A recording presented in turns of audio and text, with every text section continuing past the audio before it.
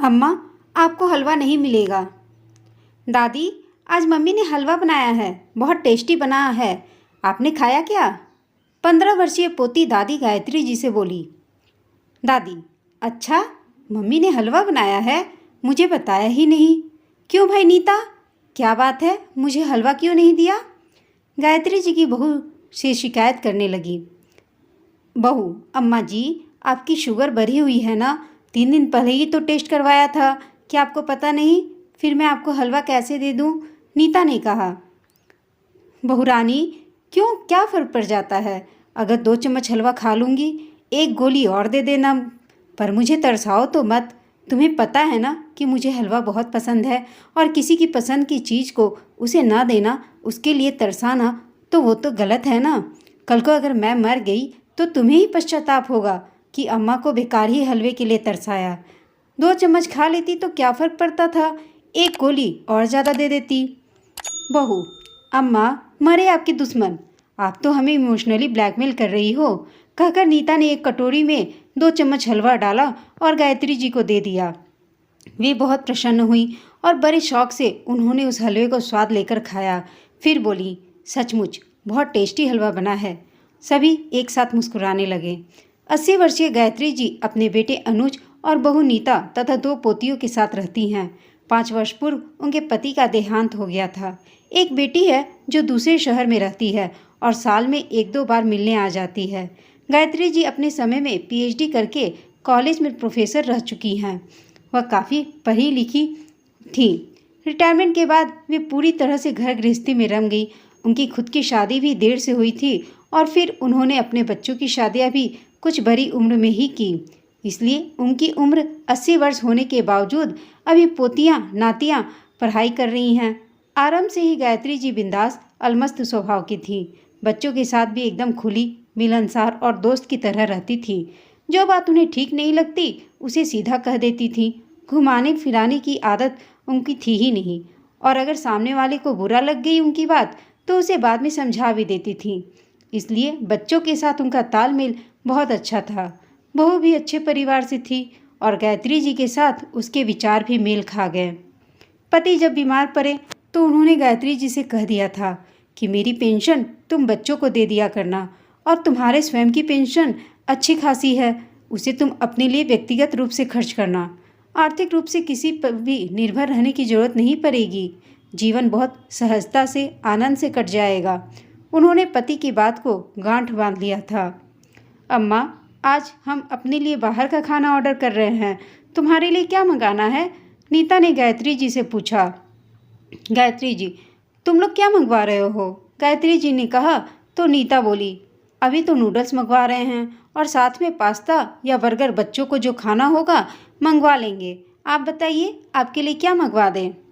गायत्री जी, भाई तुम्हारे तथाकथित नूडल्स तो मुझे तो केचुए समान लगते हैं, मैं नहीं खा सकती, और दूसरे भी जंक फूड मुझसे नहीं खाए जाते हैं। ऐसा करो, मेरे लिए तो एक नमक मिर्च वाला पराठा थोड़ा अच्छा घी डालकर अच्छे से सेक दो, मैं तो अचार चटनी मुरब्बे के साथ ही खा लूँगी, मेरा डिनर तो बढ़िया हो जाएगा। एकदम हल्के फुल्के अंदाज में गायत्री जी बोली। नीता भी मुस्कुरा दी। सोची, कितनी सिंपल है सासू माँ, कोई फरमाइश नहीं, कोई शिकायत नहीं, जैसी भी परिस्थिति हो अपने आप को उसके अनुसार ढाल लेती हैं। तभी तो सभी उन्हें इतना चाहते हैं और उन्हें स्नेह आदर मान देते हैं। कोरोना आने से पहले तक तो गायत्री जी मोहल्ले के मंदिर में शाम के वक्त चली जाती थीं। वहाँ आराम से घंटों 2 घंटे का समय कट जाता था। मोहल्ले की सभी महिलाएं वहाँ जुटती थी और गपशप चलती रहती थी।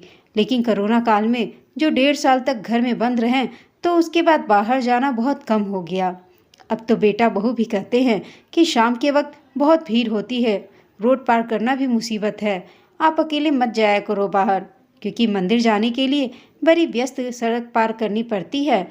इसलिए उनका अधिक समय घर पर ही बीतने लगा। चलना फिरना भी कम हो गया था और व्यायाम वगैरह भी वह नहीं करती थी, इसलिए उनका वजन भी बढ़ने लगा।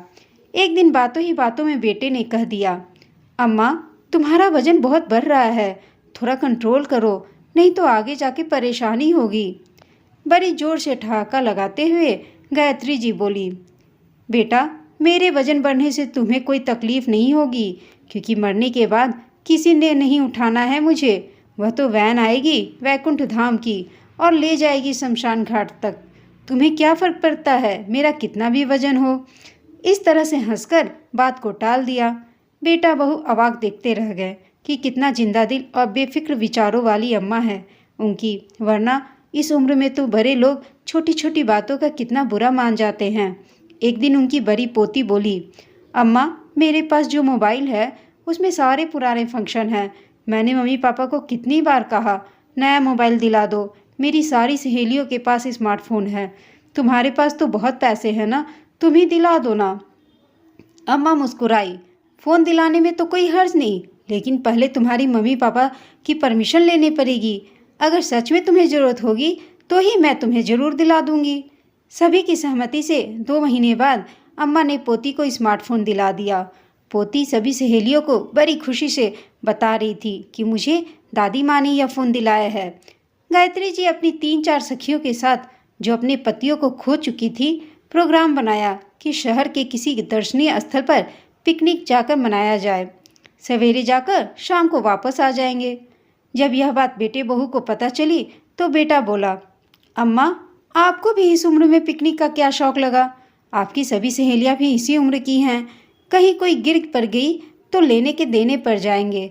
हमेशा की तरह अम्मा मुस्कुराकर बोली, तुम हमारे गिरने पड़ने की फिक्र मत किया करो, हम सब अच्छे हैं। तुम तो हमारे लिए टैक्सी का प्रबंध कर दो और वहाँ के होटल का एक कमरा बुक कर दो।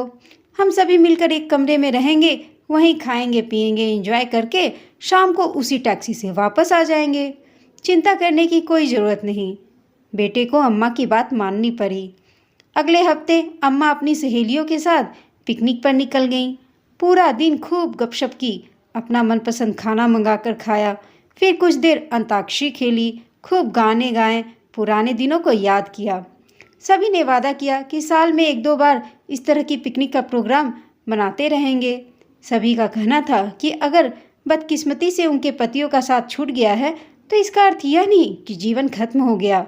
जीवन तो जीना ही है, फिर क्यों ना उसे पहले की तरह सहज तरीके से जिंदा दिली से जिया जाए। अगर तनाव अवसाद के साथ मायूस जिंदगी जिएंगे तो परिवार के सदस्य भी परेशान हो जाते हैं, जबकि उनके सहजता से जीवन जीने के कारण वे भी बेफिक्र और नॉर्मल बने रहते हैं। गायत्री जी इस बात से बहू बेटा भी सहमत थे। सचमुच बुजुर्गों का भी तो मन करता है कि सबके साथ बोलें, हंसे, कुछ समय बिताएं, अपने पुराने दोस्तों के साथ मिलें, गपशप करें। अकेलापन तो बहुत उबाऊ होता है और नकारात्मक सोच लेकर आता है। अम्मा की सक्रियता और सकारात्मक सोच पर उन्हें भी खुशी महसूस हो रही थी। बुढ़ापे में अकेलेपन से जूझते हुए बुजुर्ग अगर अपनी खुशी के रास्ते ढूंढ लेते हैं तो उन्हें उन पर चलने देना चाहिए। उन्हें सहयोग देना परिवार के सदस्यों का फर्ज है। दोस्तों, यह कहानी आपको कैसी लगी हमें कमेंट करके बताइएगा। साथ ही कहानी अच्छी लगी हो तो इसे लाइक, शेयर और चैनल को सब्सक्राइब करना ना भूलें। कहानी सुनने के लिए आप सबका धन्यवाद।